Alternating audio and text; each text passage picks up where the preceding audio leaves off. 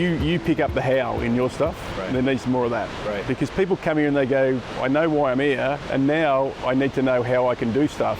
Right. And the stuff's really simple that needs to be done.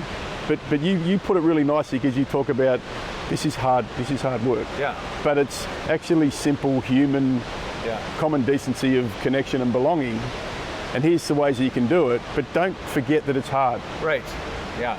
Because if it was easy, I wouldn't be here talking about it. It's a bit like I say to people: if we just ate less food and moved more, there'd be no personal trainers. Right. It's the same with us. Right. Same thing. If managers managed in a human way, we wouldn't be here doing this right now. That's exactly right. I think about that a lot just in the conversation about relationships, because like one of the things I will say to people is like, the good news is you've been in relationships your whole life, right? So you just need to, like, we need to bring some of that into the workplace. But on the other hand, I also know that, right, the world is rife with bad relationships, right? That's why divorce rates are terrible and people are unhappy and lonely. Yep. And so one of the gifts we can give back to the world is if the workplace starts teaching relationship, then that has a ripple effect back into their world and their personal lives. And I think one of the things that I find in my work is when people go away, they come back later, 3 months later, and they say, this has impacted on my life, not on just my work, but now at home. Well, you told a great story about your son the other day. Yeah. And I've had a guy come to the room and he wanted to build a better relationship with his son, was the goal he worked on. What he worked out was that if he let his son pick a playlist for the car, he didn't put his headphones on, and then they talked. And he said, I learnt that at a work development thing, but it's impacted on my life. And that's what we've got to get better at. Absolutely. That's the human piece, right? Yeah. That whole connecting it together. Okay, so I'm really interested to hear your perspective. So the lens that the conversations we've been having is really thinking about, and I want to start with the challenge, is that, we're all here. There's 3,000 some odd people here at this event, all trying to figure out, like, how do we make our workplaces more engaging, more human, better for the people. So we're still searching. I'm curious, in your work, what are you seeing or feeling is the biggest challenge right now in today's environment that employers are facing to really creating that fully engaged experience? So the thing that I see is there's a question about what is the work. So if traditionally the work is the technical work, and so like when I've done my technical work, then I'll go and do that other work, that human work you want me to do. Right. And I think the biggest challenge is how do we start to give managers permission to focus on that other work as well. So at the moment I spend 98% of my time on the technical work because that's what's rewarded me, and 2% on that other work when I get a chance. I think what's got to happen is the challenge is to flip that and say, what if we gave just 25% to that at the moment, and 75 here? And I think it's reimagining what work is. And there's the work of, I say, above the neck work, which is the logical, technical stuff, and then there's the below the neck work, which is the heart, the gut, the human stuff that is what humans want. They want to be connected, they want to belong, and that's where that work starts. So I think giving permission to do that. Well, and that's, I have always thought of that, or sort of described that as a product of this sort of era of productivity or efficiency worship that we've been in, that we've squeezed all of the social space out of the organization. Is that the same thing that you're... Absolutely. So, the 4 words that I hate the most, doing more with less.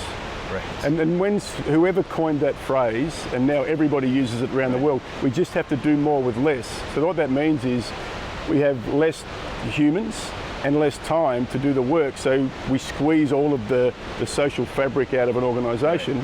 We create social isolation in order to be more productive. We've got a stretch target for next year. So we need to hit that target. So, you guys don't get to sit around anymore and talk to each other. Don't go and have a coffee and get to know people. So I think that's the big challenge in that space. And in Australia, the beauty about coming here, Jason, is it's exactly the same here as it is in Australia. Well, I love the idea of kind of what I heard or took, I think, in what you said is that it's not just about like changing the workplace, but we need to really reframe what work is or what the work is. Yeah. That's really powerful. So so on a practical level then, when you're working with an organization and they're trapped in that cycle, how do you help them break that? Like what are a couple of steps that you tend to advise or help them put in place to start shifting that? Yeah, so the very first thing is to, again, reimagine what leadership development looks like. So for 25 years in the corporate world, when I went and was trained, I was trained to look outwards. Right. So it's like, how do you motivate people, Mark? How do you have difficult conversations? How do you do these things? I've flipped that, and all the work's here first. In order to lead others, you must be able to lead yourself. So I guess my crusade, and I'll call it a crusade, is my work is framed around self. Know self, understand self, be vulnerable, be open to just exchanging ideas with other people about successes and failures and those things. So my ability to convince my clients to say, we don't do any of the outside work until we've done our inside work. And that's where I'm seeing that I'm having success, is that we talked before about the whole human, is that the self-work is helping the whole human come out and flourish. And it's different to what most others do, because the easy work is the outwork. Right. But I say, until you hold that mirror up to yourself, and the question that I asked, which I got from a fellow by the name of Marty Linsky, who's one of the fathers of adaptive leadership, is, what's your part in the mess? So until you can answer that question about what is it that you're bringing that's creating the mess, because we always like to look out that way, that's where the power's coming from. That's powerful stuff, and it's interesting that it's so again, back to what we were talking about earlier. Simple idea. Start here, and actually, I found too that people, until they've done the work and got clear on themselves, they really can't see other people clearly in that work relationship either. What do you? So one of the things that I think about a lot is, here we are. We're 20 some odd years, maybe 30 years into this work of employee engagement, right? We've been, it got coined, and Gallup started measuring it and reporting on it, and here we sit. The numbers aren't moving in a good direction, and that we're not breaking through. And I think a lot of that is because of, at least I think, it's misunderstanding about what the work is. So I'm curious from your perspective, what is it that you think managers or leaders most misunderstand or just don't get about employee engagement in this work? I think the thing that they're not getting is that that it's not a once a year event. So it's or once or twice a year event. So that survey that we have to do, and everyone's like, I've got real work to do.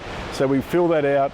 We get a score, we try 3 things, and on we move. It's like this isn't an event. This is an everyday thing. So I think what we've got to do with managers is get them to understand that let's stop trying to score this thing, and I say let's start trying to feel it. So every day, you would know this. You walk into an organisation and you can feel whether or not there's happiness, there's engagement, and you can feel culture, I believe. I think we've got to move more away from the number and more to the feel of it. The interesting, I'll put this to you. The needle on engagement hasn't moved in 40 years. We have spent billions of dollars on leadership development. So here's my offer to you, Jason, right now. 40 years ago, I say to you, give me $10 billion and I'll guarantee you no return on your investment in 40 years' time. Right. You're not giving me 40 million. No way. 40 billion. No. So that's what I say to people today. Why are we continuing to do the same things, looking outwards instead of looking inwards, having this twice a year score, and nothing's changing? Right. Does that make sense? It does. It does. Well, the investment in the cycle is insane, right? And I think, but that's also why I'm excited about events like a Work Human, where there are topics increasingly on the table that address that, like personal relationship and the complexity and messiness and hardness of this work. and that's where the feeling comes in, that one-to-one, the relationship. So here's a question that I am fascinated to get your take on this. I'm handing you a magic wand. Yep. And with that magic wand, you can wave that and essentially will into or magically put into extinction any specific management behavior or practice or mindset or fad. What would you choose to put out of existence in 2019 forever? Wow, how long have we got? I think the first thing would be that it's the reframing of work that I talked about before. There's technical work and there's human work, so we need to start to get away from the fact that this is the work. I think that's the first thing. I think simple things like, and what comes from that is turn up to your one-to-one meetings. So let's ban managers from saying, oh look, I'm sorry, I've got something more important happening right now, so I can't see you for the 6th week in a row. Right. It's those little things. It's when you're with your people, but you're not really with them because you're thinking about something else. It is walking past them and picking your phone up to make sure you don't have to have a conversation and a dialogue with them. It's the little things that will make the big difference. It's those moments in time where you can either choose to interact with the human, like in a present way, or you can just choose to wander past. I don't think there's any magic formula for it. It's just, I'm going to say this, you've got to build the foundation, and the foundation is trust. So the tip I give you is you need to change your mindset that says, I trust that my people turn up with good intention to do good work, and that I'm not working on the fact that I trust them when they show me that they're capable of doing something. It's about intention and it's not about capability. So you need to shift your mindset, and that starts the whole process of humanising your work. Awesome. Yeah. Thank you very much. No, my pleasure. Mate.